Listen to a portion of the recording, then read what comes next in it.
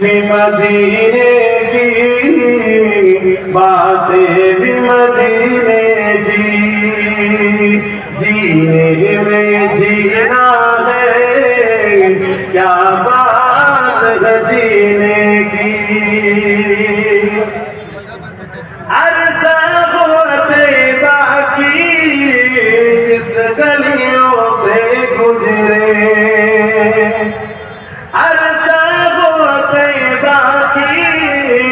जिस गलियों से गुजरे, इस वक्त भी गलियों से खुशबू है पसीने की।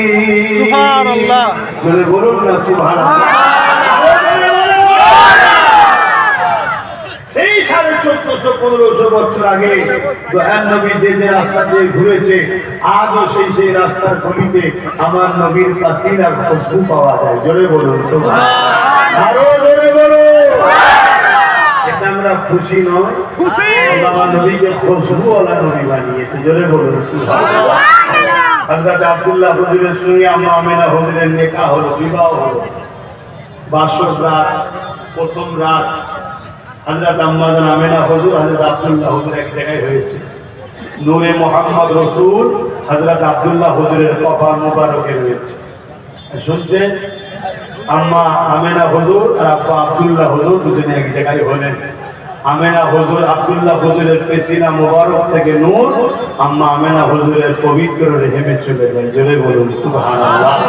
আম্মা আমিনা বলছে, তারপর থেকে আমার শরীর থেকে একটা খুশবু বেরোনো শুরু হয়েছে। জোরে বলুন সুবহানাল্লাহ, আরো চিৎকার দিয়ে বলুন সুবহানাল্লাহ। এই খুশবু বেরোচ্ছে, এই খুশবু যত দিন যায় বাড়তে শুরু করে। হযরত আব্দুল্লাহ হুজুর কারবারের জন্য বাইরে গেলেন, আসার পথে ইন্তেকাল হয়ে গেলেন। ইন্না লিল্লাহি ওয়া ইন্না ইলাইহি রাজিউন। আমার রাসূল পাক সাল্লাল্লাহু আলাইহি ওয়াসাল্লামের আম্মা জান বলেন, এই খুশবু যত দিন যাচ্ছে বাড়ছে, যত দিন যাচ্ছে বাড়ছে। একদিন এমন হলো, পুরো মক্কার গলিতে গলিতে এই খুশবুর চর্চা হচ্ছে চারিদিকে। জানে আমিনা কোথা থেকে পায় এই খুশবু? মাকে এ তো মক্কার কোন দোকানে বাজারে পাওয়া যায় না। এই কথা হযরতে আব্দুল মুতালিব রাসূলুল্লাহ দাদার কানে গেছে। রাসূলুল্লাহ দাদা বলছে, হ্যাঁ আমিও ভাবি খুশবু আসে কোথা থেকে। রাসূল পাক সাল্লাল্লাহু আলাইহি ওয়াসাল্লামের দাদির সঙ্গে আলোচনা করেছে যে আমি বিভিন্ন জায়গায় যাই, এই খুশবু তো কোনোদিন দেখিনি। অনেক রাজ রাজাদের সঙ্গে মিশি। রাসূল পাকের দাদা জান ছিলেন মক্কার প্রেসিডেন্ট ওই সময়ে, ভিআইপি ব্যক্তি। তাই তিনি বলছে যে খুশবু কোথা থেকে পায়। আম্মা আমিনা হুজুরকে ডেকেছে, আমিনা রে এই খুশবু তুমি কোথা থেকে মা পাও? আম্মা আমিনা বলেন, আব্বা আম্মা এই খুশবু আমিনার মাথা নয়, এই খুশবু যিনি আমার গর্ভে রয়েছে তিনার, অর্থাৎ মুহাম্মদ রাসূলুল্লাহ খুশবু। জোরে বলুন সুবহানাল্লাহ। সেই নবীর উম্মত আমরা গর্বিত নয়, কথা বলো গর্বিত নয়, কিন্তু আজ বড় প্রাণ মাফিক আমাদেরকে নবী বিদ্বেষী বানানো হচ্ছে। ইসলাম থেকে সরাবার আজ বড় পরিকল্পনা হচ্ছে। সেই পরিকল্পনার একটা পরিকল্পনা হলো, খুব ঠান্ডা মাথায় শুনবে, আজ আমার আল্লাহ দ্বীনের উপরে আঘাত দেওয়া হচ্ছে। কেউ বলছে আইলা মুহাম্মদ রাসূল বলা যাবে না, আবার কেউ বলছে ইসলামে নাকি রেপ করাটাও পাপ না। শুনেছেন না শোনেন? শুনেছেন না শোনেন? এই বাংলার কথা, এই বাংলাতে কোন এক অত্যাচারী মানবী পশু সে বলছে ইসলামে নাকি রেপ করাটা পাপ নয়। অথচ ইসলামী একমাত্র ধর্ম, যে ধর্ম আল্লাহর শ্রেষ্ঠ নিয়ামত জান্নাতকে মায়ের পায়ের তলাতে রেখেছে। জোরে বলুন সুবহানাল্লাহ।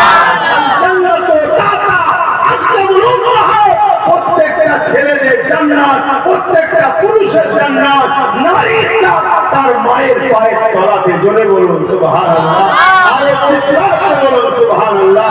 ইসলাম বলছে কারো ঘরে যদি প্রথম কন্যা সন্তান হয়, এর মানে ওই বাপকে মহান স্রষ্টা জান্নাতের সংবাদ দিল। জোরে বলুন সুবহানাল্লাহ। এ মায়ের জাতেরা, এ নারী জাতেরা, তোমরা যদি আমার কথা শোনো তাহলে মনে রেখে দিও, ইসলাম তোমাদেরকে এত মর্যাদা, এত সম্মান দিয়েছে। পরপর কন্যা সন্তান হয়, ওই বাপ যদি মনে বেজার না হয়, 3 কন্যাকে বেখুশি শুকরিয়া আদায় করে লালন পালন করে যদি 3 কন্যার বিবাহ দিতে পারে, আল্লাহ নবী 2টো আঙুল করে দেখাচ্ছে, যেমন 2টো আঙুল পাশাপাশি আছে, ওই 3 কন্যার বাবা আব্বা আমি রাসূলুল্লাহ একসাথে জান্নাতে থাকবো। জোরে বলুন সুবহানাল্লাহ। বলবো মায়েরা, সন্তানকে রসুলের প্রেমের শিক্ষা দেন, সন্তানকে আহলে রসুলের প্রেমের শিক্ষা দেন, সন্তানকে কোরআনের শিক্ষা দেন। তারপরে 4র্থ নম্বর, সন্তানকে ডাক্তার, উকিল, জজ, ডিএম, ব্যারিস্টার, আইএস, আইপিএস যা বানাবেন বানান, কিন্তু প্রথমে 3টে শিক্ষা দিতেই হবে।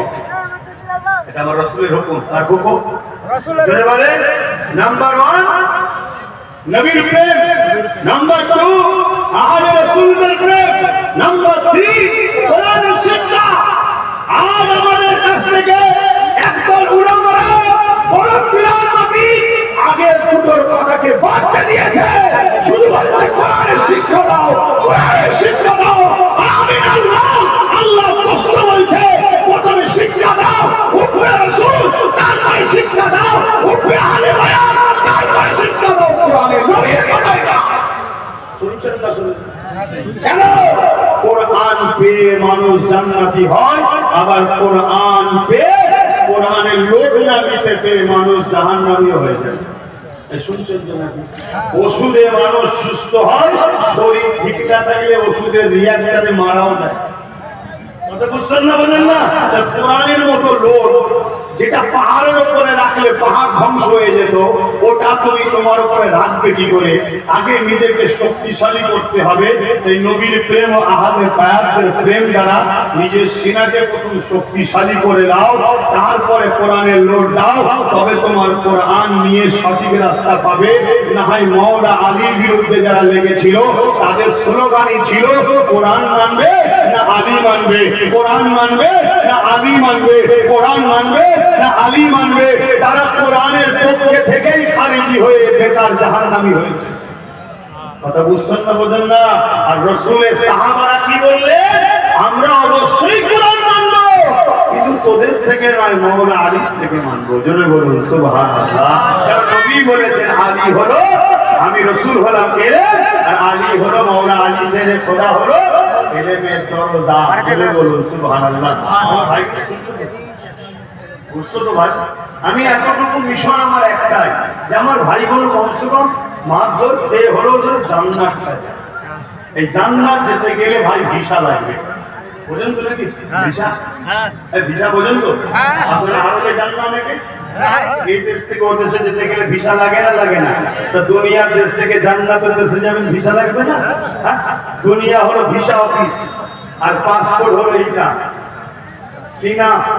এখানে ভিসার স্ট্যাম্প মারতে হবে, স্ট্যাম্পটা হলো লা ইলাহা ইল্লাল্লাহ মুহাম্মাদুর রাসূলুল্লাহ।